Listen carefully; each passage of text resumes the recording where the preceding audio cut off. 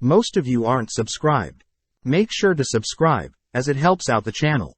Without further ado, the series starts with our MC, Mao. Hearing her father call out to her, asking Mao to deliver some medicine to the Verdigris house, but to be careful of kidnappers. As Mao heads into town, we see a gorgeous woman, Perrin, renowned as one of the 3 famous princesses of the Verdigris houses, catch the attention of all the men in town. Having dropped off the medicine at the Verdigris house, Mao begins writing up some notes on her most recent experiment, but is interrupted by Perrin, worried that Mao's experiments are harming her. Just then, the granny of the Verdigris house greets Mao, reminding Mao to not perform any risky experiments, wondering if Mao would like to service people and earn a little bit of cash as a courtesan. Not wanting any part of the offer, Mao swiftly leaves, telling Granny that she had left her medicine, but right as Mao leaves, the other 2 princesses appear, sad to not see Mao. As Mao heads home, she passes by herb field, ecstatic to be collecting such luscious herbs, but suddenly is interrupted by some thieves. Kidnapped and taken away, Mao gets worried that her father will be stressed about her disappearance, but at the same time, we see a blue-haired lady, Lady Lahua, give birth to a boy, and a red-haired lady, Lady Gyokuyu, give birth to a girl, both at the same time. As 3 months pass by, we follow Mao, now working in the rear of the emperor's palace, where women are raised with the intention of giving birth to the emperor's children.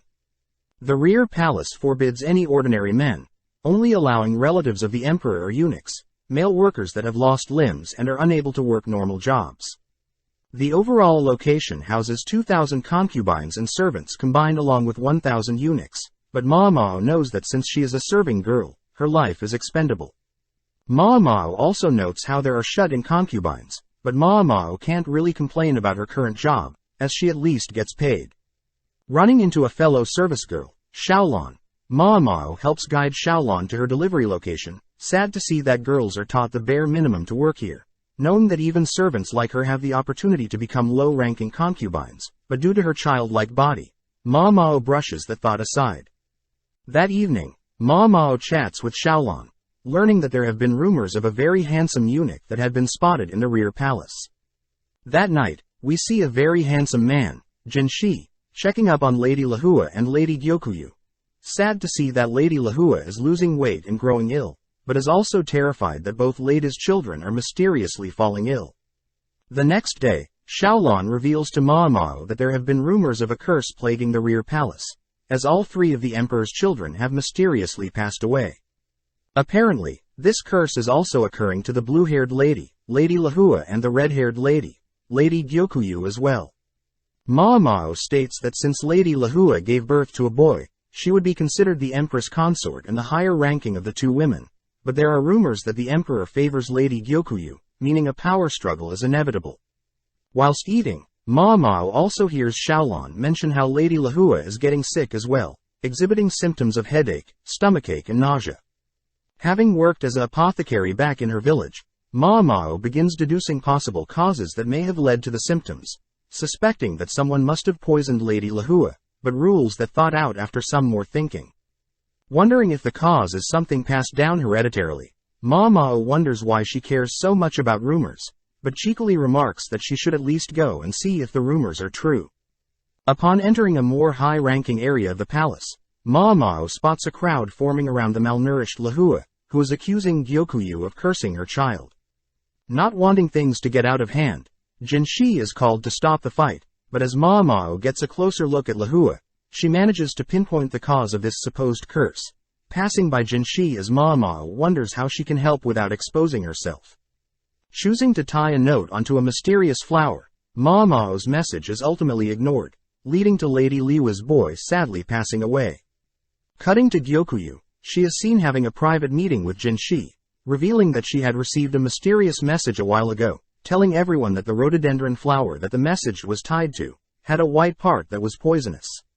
Sadly, the palace physicians had ignored the message, but Gyokuyu would like to know who was the genius that gave them the message, asking Jinshi to track down the genius. Having suspicions of who this person could be, we cut to Xiaolon and Mao on their break, gossiping about any new updates regarding the emperor, but suddenly one of the eunuchs asks for the girls to head to a part of the palace. Upon entering the assigned room, Jinshi appears, greeting the girls and introducing himself as the manager of the rear palace. Without saying another word, Jinshi writes a message on a piece of paper, asking only girls with freckles to remain in the room. Afterwards, Jinshi asks everyone to leave, shocking Mao, as she realizes she was the only one that can read, meaning Jinshi has found his target. Asking Mao to come quietly, Jinshi and Mao begin heading through the palace, with Jinshi revealing that he had looked into Mao, and records said Mao couldn't read, but wanting to not stand out, Mao feigns ignorance. As they enter a different part of the palace, Mao prays that she doesn't get punished for anything, but upon entering Gyokuyu's room, Mao shows relief, seeing Gyokuyu's daughter, Xiaoling, is alive and healthy. Not wanting to take credit for saving Gyokuyu's Xiaoling's life, Mao tries to feign ignorance once again, but Jinshi pulls out the message received a while ago, stating that he knows the cloth used to write it was most likely from the skirt from a girl working with clothes. With no other reason to hide, Mao reveals that she had figured out that the white powder concubines used to appear paler as poisonous, having seen various women in her village continue to use the white powder, but at the cost of their lives. Mao also adds that she was able to identify the poison, due to being an apothecary, having knowledge in medicine overall. Hearing this, Gyokuyu states that a while ago, she was given the same white powder, but upon discovering that her child along with the nurse that provided the white powder was getting ill, Gyokuyu had stopped using it entirely, ultimately sparing her baby's life. Apparently, Gyokuyu had tried to warn Lahua about the white powder, but Lahua wouldn't listen. Fearing what is to come next, Mao asks what Gyokuyu plans to do with her, but with a cheerful smile, Gyokuyu states that Mao from today will be Gyokuyu's lady-in-waiting, just like an assistant. As Mao walks through the rear palace, Mao wonders if her being discovered is a good or bad thing, but at the same time, we see several soldiers suddenly collapse, suspecting that they've been poisoned. Seeing their men get poisoned, the leader of the soldiers accused the village leader for assisting the enemies, but just then we cut back to Jinshi, who has just learned of poisoning to their soldiers. Changing topics for a bit, one of the eunuchs asks Jinshi about Gyokuyu's new attendant, but Jinshi states that compared to Liwa's 10 attendants, Gyokuyu only has 4. But Jinshi reiterates that Gyokuyu is quite smart, only choosing attendants that she can trust, which explains why Mao is a candidate, as her knowledge of medicine is too valuable. Hearing the eunuch fear that Mao may abuse her new positions as Gyokuyu's attendant, Jinshi reasons that he should seduce Mao a bit. The next morning, Mao is seen packed up, chatting to Xiaolong, as she begins making her way to the Jade Pavilion, where Gyokuyu lives. Just then, Mao spots Jinshi flirting with several women, only to turn to greet Mao, following up by grazing Mao's hair in an attempt to seduce her, but this only weirds Mao out. Upon arriving at the Jade Pavilion, Mao is greeted by Hongyang, the head lady in waiting for Gyokuyu, who offers to show Mao around the Jade Pavilion. First visiting Gyokuyu, who warmly welcomes Mao to her new home, remarking that her child Xiaoling also is happy to see her. Next, Hongyang shows Mao the guest waiting room, the kitchen and living room where all the ladies in waiting are cleaning. Introducing themselves as Yinghua, Gaiyuan, Ailan, but when Mao introduces herself, all the girls notice Mao's wrapped-up arm. Hongyang states that there are no service girls in the Jade Pavilion, meaning that the 5 of them will have to do all of the work around here, but when Mao offers to help them clean up, the ladies stop Mao asking that she rest up for now, alluding to a special job that Mao will have to do later on. As Mao leaves, 3 of the girls begin speculating on Mao's tragic past, collectively shedding a tear for Mao. Showing Mao to her room, Hongyang instructs Mao to rest until she is summoned. Amazed at the spacious room, Mao is amazed at the promotion, knowing that only elites are normally hired to attend to such royals. That evening, it's revealed that Mao's special role is poison tasting, but Mao can't help but get excited at tasting such luxurious food. Jinshi reveals it is a serious role as when Gyokuyu was pregnant, people had tried to poison her twice, with the food tester being paralyzed after tasting the poisoned food. Starting with the first dish, Mao checks for any distinct marks or scents, only to finally taste the food, noting no numbness and concluding that the first dish is fine. As Mao makes her way through other dishes, Mao thinks about how she would run various experiments using poison when she lived with her father, meaning that she has grown immune to most poisons. That night, Mao advises Gyukuyu to switch the ceramic dishes for silver, as silver will react with most poisons. Amazed, Gyukuyu reveals that they had purposely used ceramic dishes to test Mao's logic, wondering why Mao doesn't reveal that she can read, write and has knowledge in medicine and poisons. Mao states that her kidnappers take most of the money she makes, intriguing Gyukuyu as she knows Mao doesn't want to give the kidnappers any more money. Turning to Mao, Gyukuyu hands Mao a large teapot, dropping it before Mao can grab a hold of it, only to wink at Mao as Gyukuyu states that she'll have to deduct damages out of her normal pay, but since she helped with poison testing earlier, Gyukuyu hands Mao a payment equal to her regular salary, that can't be touched by the kidnappers, impressing Mao as it's a loophole that Gyukuyu is using to help her. The next day, Mao is told to once again rest, only called to test meals that may be poisoned, but easily gets bored. Just then, Mao is called by Gyukuyu and Jinshi, who once again tries to seduce Mao, but no luck. Showing Mao a case of Baozi buns, Jinshi asks for Mao to check the authenticity of the food, but upon smelling the buns, Mao detects an aphrodisiac in the food. Amazed, Jinshi admits that he knew of the aphrodisiac in the food, which weirds Mao out, believing that Jinshi wanted her to eat it, making Gyukuyu laugh. Getting serious, Jinshi reveals that a group of soldiers had reported being poisoned not so long ago, exhibiting signs of nausea, difficulty breathing and other ailments. Due to suspicions, the soldiers had planned to punish the head of the village, but luckily one of the officers convinced otherwise, putting the punishment on hold. Asking if the soldiers ate outside, Mao realizes the cause of the issue, heading to a nearby rhododendron flower to explain. Chewing on one of the flower petals, Mao states that the flower gives the same symptoms listed, but in some cases, wood from trees can cause the same symptoms when burnt, making Jinshi realize that the soldiers did indeed use wood to start a fire. Relieved that the soldiers didn't harm the innocent villagers, Jinshi wonders if Mao can make him an aphrodisiac. Hearing this, Mao gets excited, knowing that she'll finally get to experiment with making various drugs, replying that she can try given the proper equipment. That night as Jinshi returns to his office, a random concubine attempts to seduce Jinshi, but Jinshi blatantly rejects her offer. Chatting with an eunuch, Jinshi reveals that he has been stationed here by the emperor, to test the loyalty of his concubines, but it's sad to see that most concubines end up betraying the emperor's trust.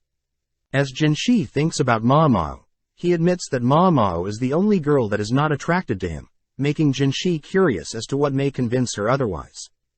The next morning, Mao visits the quack doctor, running into Gaoshin, Jinshi's assistant. As the quack doctor judges Mao for being a mere servant, Gaoshin guides Mao to a storage room, overwhelming Mao as she gets to experiment with all sorts of materials. As Mao is gleefully dancing, Jinshi interrupts, forcing Mao to get to work. As Mao begins writing up some things, she's amazed at how much paper she gets to use, pleased that Gaoshin is a quick learner compared to Jinshi who's standing idly by. Upon checking to see if there is enough cacao, Mao is disappointed to see a lack in supply, but Jinshi reassures Mao that he can easily obtain more. Back at the Jade Pavilion, Mao has gathered milk, butter, sugar, honey and powdered cacao, intriguing the other girls, as those are all expensive ingredients. As Hongyang orders the other girls to stop slacking, we see Mao finally begin to craft the aphrodisiac, stating that she had tasted cacao only once in the past, in the form of chocolate, which is considered an aphrodisiac. With everything mixed, Mao leaves the concoction to harden, but Mao also gets the idea of turning the leftovers into brownies, setting them on a shelf as she cleans up the mess. As Mao passes through the courtyard, she suddenly spots various herbs growing on the field, distracted by the various herbs, only to rush back to the kitchen where she sees everyone waiting for her. Apparently, the three girls had snacked on the brownies, and are now too exhausted to work. Presenting her chocolate and brownies to Gyukuyu and Jinshi, Mao warns that the aphrodisiacs are quite potent, and that they are 3 times as effective as most stimulants. As Gyukuyu leaves, she remarks that Mao is not knowledgeable with medicine but also can make drugs. With Jinshi and Ma Mao alone, Jinshi kisses Ma Mao on the back of her neck, only to leave. That night, we follow a lady walking through the palace, only to spot a mysterious figure high up on the palace walls, malnourished and pale.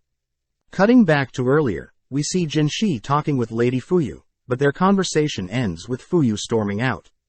That night, a lady is seen dressed in all white, approaching another lady, terrifying the innocent bystander.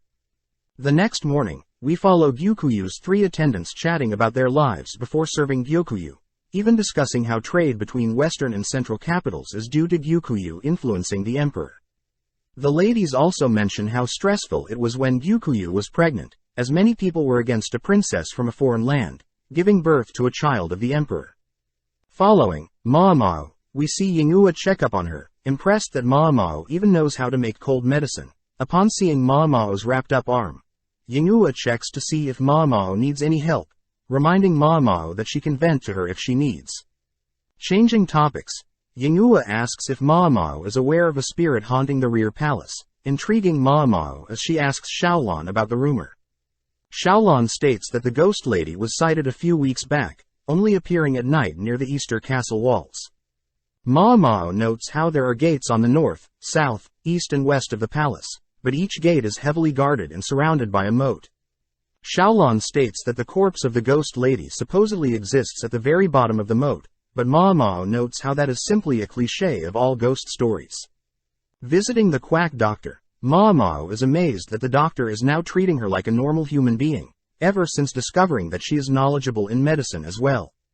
When the quack doctor attempts to serve Ma Mao snacks and tea, they are suddenly interrupted by Jinshi, who asks to join them.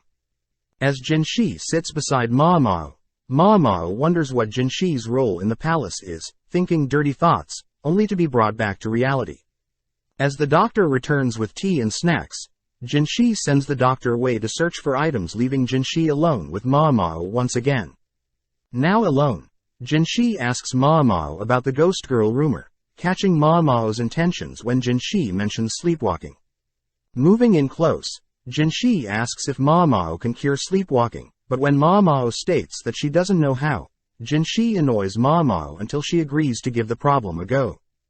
That night, Gaoshan guides Ma Mao to the eastern palace walls, but on the way asks if Ma Mao can stop glaring at Jinshi as if he were an insect. Shocked to see that Gaoshan knows of her disgust for Jinshi, but Gaoshan reveals that Jinshi tends to fantasize about Ma Mao when he's in his office. As they make it to the eastern wall, Ma Mao is captivated by Lady Fuyu, who is dressed in all white, marvelously dancing in front of the moon. The next morning, Ma Mao speaks with the quack doctor, learning that Fuyu was supposed to serve the emperor, but when she had failed to perform in front of the emperor, she chose to shut herself away from the world, ultimately scheduled to be a reward for a military officer. Knowing that she needs more information to cure Fuyu's supposed sleepwalking, Ma Mao asks for directions to Fuyu's room, but before Ma Mao leaves, she learns that Fuyu is from a poor country, which the quack doctor believes that Fuyu doesn't want to go back to. As Ma Mao and Gaoshan spy on Fuyu, Ma Mao is surprised to see Fuyu so timid, reminding her of the Fuyu cotton rose, a flower that remains white during the day, but turns deep pink during night. Returning to Xiaolan to ask for any more details, Ma Mao learns that the ghost lady had originally been spotted on the north side of the palace, but has since moved to the east. Believing that she has found the solution, she wonders if she should operate on solely speculations, but still chooses to present her findings to Gyukuyu and Jinshi. Ma Mao starts by recounting a tale of a concubine that lived in the town near her village, being a cheerful and skilled poet at first, but upon learning that she would be bought, had purposely acted demonic to avoid being bought. Additionally, Ma Mao adds that the person attempting to purchase the lady was a wealthy merchant that had a wife and kid. Hearing this, Gyukuyu wonders if Fuyu was the same, but Jinshi smirks, asking if Ma Mao is telling them everything she knows. With nothing else to add, Ma Mao states that since that day, Fuyu had been forbidden to leave her room, but Ma Mao hopes that everything works out. As days pass by, people start noticing Ma Mao more quiet than usual, leading all the way until the day of Fuyu's departure with her assigned military officer. Having a private chat with Ma Mao, Gyukuyu asks for Ma Mao's true answer to Fuyu's sleepwalking, convincing Ma Mao to reveal the rest of her solution. Apparently, Ma Mao believes that the military officer and Fuyu are childhood friends, having heard reports of the military officer insisting on Fuyu as his reward. Ma Mao hypothesizes that Lady Fuyu had purposely failed at her dance performance in front of the emperor, to avoid any attention. Next, Fuyu had faked her sleepwalking symptoms, as a way to devalue herself as a woman and give people reasons to get her out of the palace. Finally, Lady Fuyu's dance on the Easter Palace walls was most likely her way of praying for her military childhood friend to return safely from the eastern battlefields. As Fuyu leaves the palace, she shows her relief to finally reunite with her childhood friend, showing that Ma Mao's deductions were spot on. That evening, Ma Mao is seen wondering what it must be like to fall in love, but at the same time, Gaoshan asks Gyukuyu a favor involving Ma Mao. Cutting to Ma Mao, we see several of Liwa's ladies in waiting scolding Ma Mao, having pushed Ma Mao down, and begun berating Ma Mao for trying to feed Lihua such disgusting food. Flashing back, we see that the emperor is visiting Gyukuyu, having Ma Mao taste the food for poison. But before Ma Mao can leave, after confirming that the food is not poisoned, she's surprised to see the emperor personally ask for a favor. Apparently, the emperor had asked for Ma Mao to solve and cure the Lihua, as Lihua is acting strange, and since it's a request directly from the emperor, Ma Mao has no reason to refuse. Cutting back to the present, Ma Mao begins cleaning up the spilled food she had made for Lihua, only to be kicked out by Liwa's lady-in-waiting. Having lunch with Xiaolon, Ma Mao tells Xiaolon about Liwa's sick state, reasoning that the white powder must still be running through her body, but luckily the white powder along with the flour that it has come from has been banned from the rear palace. Xiaolon is amazed that Ma Mao was personally asked by the emperor to cure his concubine, but Ma Mao notes how strange it is that the emperor is asking her instead of the quack doctor, finishing up her meal, only to head to the kitchen. Knowing that she needs to expel the existing poison from Liwa's body, Ma Mao decides to create a better-looking porridge, but gets refused and kicked out by Liwa's lady-in-waiting. Trying once again, Ma Mao has no luck, but catches a glimpse of Liwa's normal prestigious meal, noting how the food may be delicious, but it's way too heavy for a sick person to be eating.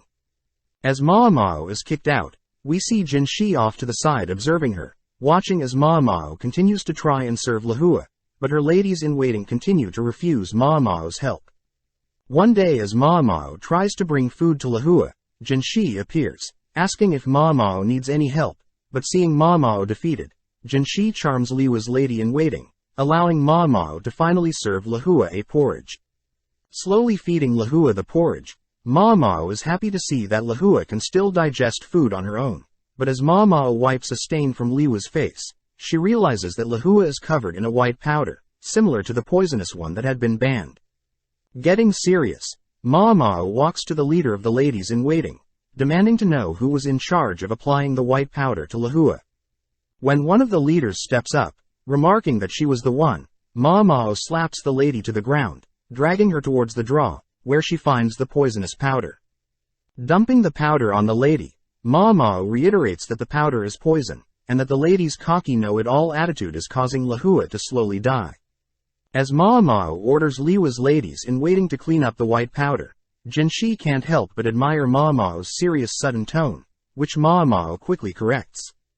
Getting to work, Ma Mao diluted her porridge, as Lihua is in worse condition than she thought. Next, Ma Mao opened up windows, to allow ventilation, as the incense set up by the Liwa's ladies were simply making it hard for Lihua to breathe.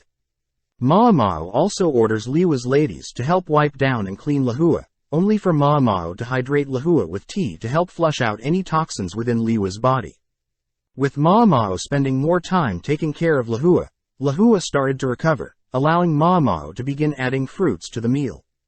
As Ma Mao continues to take care of Lihua, it's revealed that the leader of the ladies in the meeting was punished and confined, having hid the poisonous powder from everyone.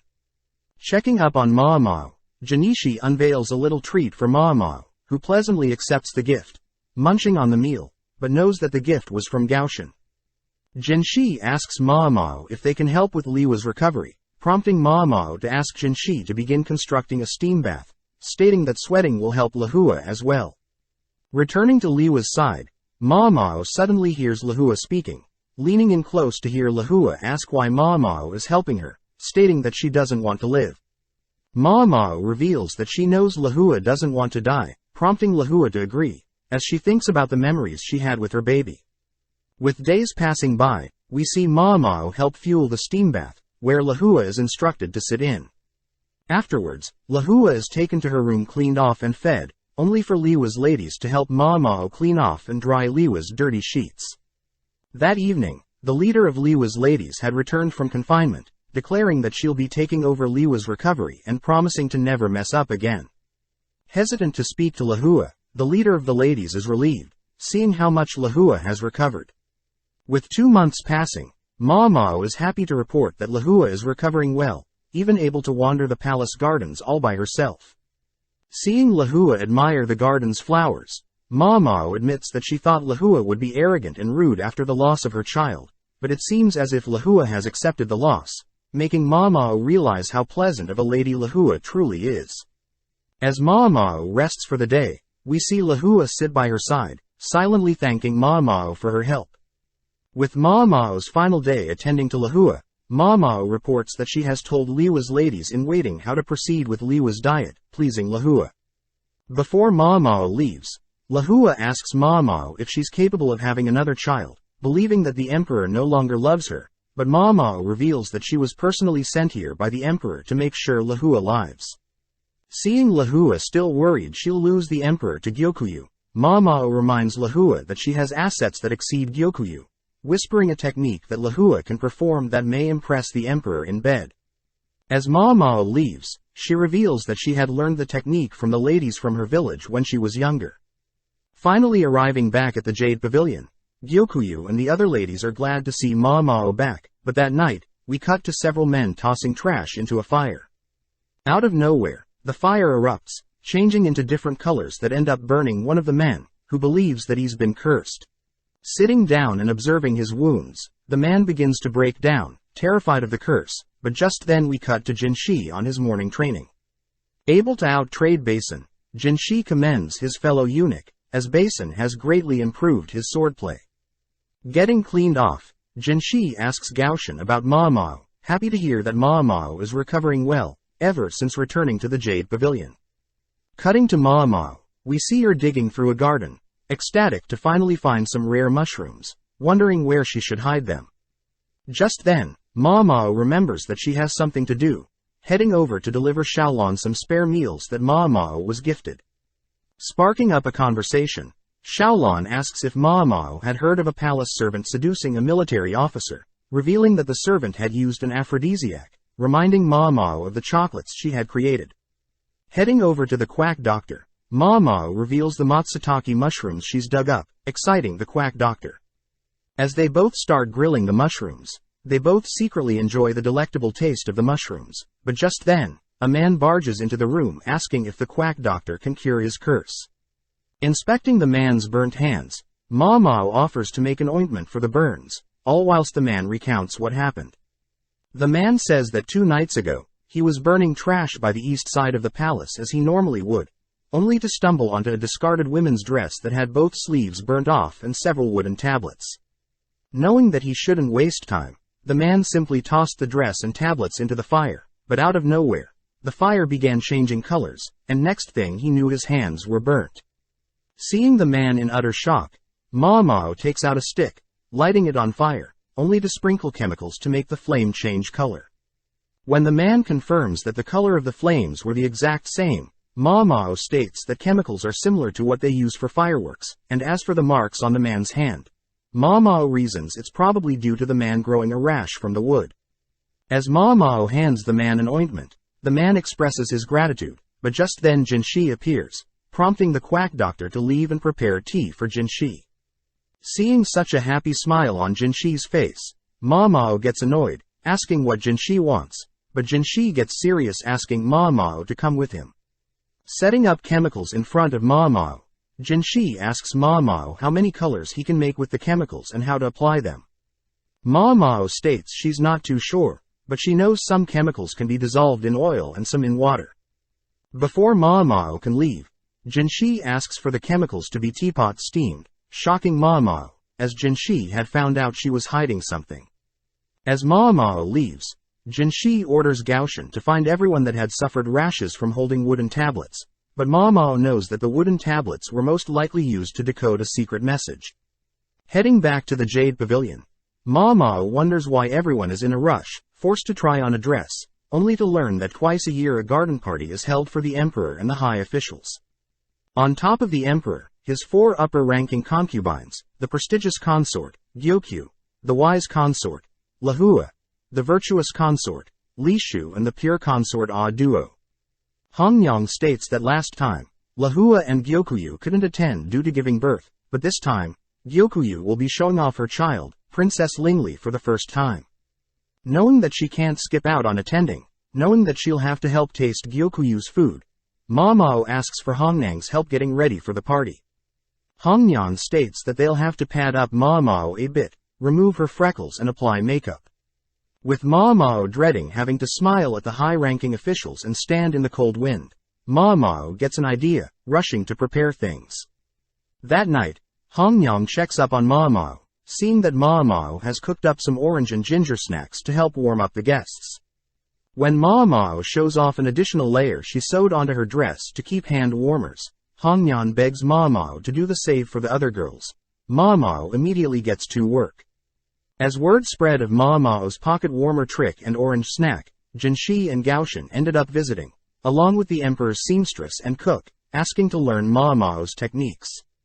With several days going by, Ma Mao rushes to prepare and learn everything needed for the garden party, managing to finish preparations the day before, but at the same time, Gaoshan reports that he hasn't been able to track down any other victims that have been received burnt marks like the cursed man.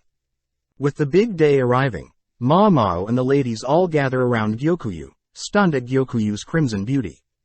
As a token of appreciation, Gyokuyu lends a piece of jewelry to each of her ladies in waiting, reminding Ma Mao that she is now part of her family. Just then, the ladies grab hold of Ma Mao, beginning to transform Ma Mao into a true woman, but as one of the ladies cleans off Ma Mao's face, they all stop and gather around Ma Mao's face. With all 4 princesses entering the assigned area, we see Jinshi greeting all the princesses, managing to charm Li Shu, heading to greet Gyokuyu last.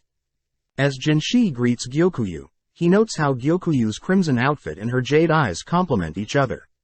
But spotting Ma Mao to the side, Jinshi attempts to tease her a bit, but is stunned to see Ma Mao's gorgeous face.